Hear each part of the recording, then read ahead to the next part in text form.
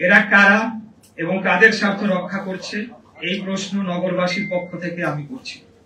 এই অভিযোগ সত্য হলে এর পূর্ণাঙ্গ তালিকা জনসম্মুখে প্রকাশ করতে হবে। এটার জন্য তাকে অবশ্যই নাগরিকদের কাছে ক্ষমা চাইতে হবে। দ্বিতীয়, আসিফ আরেকটা কথা বলেছে, ইশরাককে মিসগাইড করা হয়েছে। এই বক্তব্যের মধ্য দিয়ে তিনি ঔদ্ধত্যপূর্ণ আচরণ করেছেন। তিনি অন্যদের চেয়ে নিজেকে শ্রেষ্ঠ এবং আমাকে ব্যক্তিগতভাবে চরমভাবে হেয় করেছেন।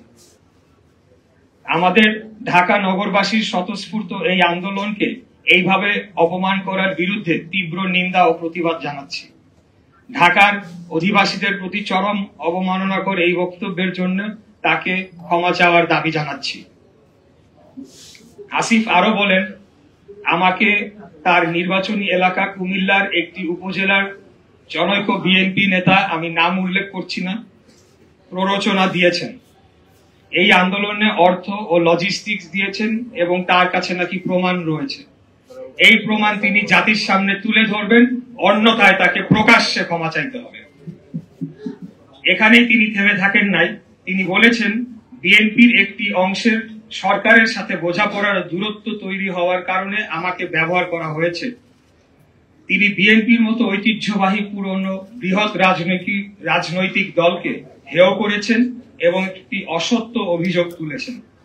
তিনি নিজেকে বিশাল কোনো মহামানব হিসেবে উপস্থাপন করেছেন। উনি হয়তো ভুলে গেছেন ওনার জন্মের আগে বিএনপির জন্ম হয়েছে। আসিফ এটাও বলেছে, আমার পক্ষ থেকে যারা নেগোশিয়েট করতে এসেছেন তারা সোললি আমার পক্ষে নেগোশিয়েট করেন নাই। আমার অর্থাৎ আমি, আমার বিষয়টি সম্পূর্ণ আইনি, এখানে নেগোশিয়েট করার কোনো সুযোগ নেই। আদালত স্পষ্ট করে রায়ের মাধ্যমে কি করতে হবে তা বলে দিয়েছে। তাহলে নেগোশিয়েট কারা করেছে তা আমাকে জানাতে হবে, কারণ একমাত্র আমাদের দলীয় প্রধানের বাইরে অন্য কোনো ব্যক্তিকে আদালতের রায় কার্যকর সংক্রান্ত যোগাযোগ ছাড়া অন্য কোনো কথা বলার সম্মতি আমি দেই নাই। আশা করি এই লাইনটি বুঝতে পেরেছেন আপনারা। তার এই অস্পষ্ট কথাবার্তায় প্রতীয়মান হয় তিনি হয় মিথ্যা বলছেন, না হয় তার বুদ্ধিমত্তা স্থানীয় সরকার মন্ত্রণালয় চালানোর জন্য সম্পূর্ণ অযোগ্য। আসিফ বলেন, ইশরাক হোসেন অত্যন্ত দম্ভ ভরে ও অহংকারের সাথে সরকার কর্তৃক প্রশাসক হওয়ার প্রস্তাব প্রত্যাখ্যান করেছেন। বরঞ্চ বিনয়ের সাথে এটি প্রত্যাখ্যান করার কারণ হিসেবে বলতে হবে, একজন বৈধ নির্বাচিত জনপ্রতিনিধি ও রাজনীতিবিদদের জন্য এই প্রস্তাব অপমানজনক। 7, আসিফ মাহমুদ বলেছেন, সরকার কোন নির্বাচনকে বৈধতা দিবে না। এটা কোন প্রক্রিয়ায় বাস্তবায়ন করা হবে এবং কবে, এটি প্রশ্ন রয়েছে। এখন পর্যন্ত তারা কোন কোন নির্বাচন অবৈধ ঘোষণা করতে পেরেছে? একটিও না। এর অর্থ এই দাঁড়ায়, বাংলাদেশের সুপ্রিম কোর্টের আপিল বিভাগ কর্তৃক বৈধতা বহাল রাখা গ্যাজেটকে পুরো অন্তর্বর্তীকালীন সরকার বৈধতা দিচ্ছে না বা মানছে না।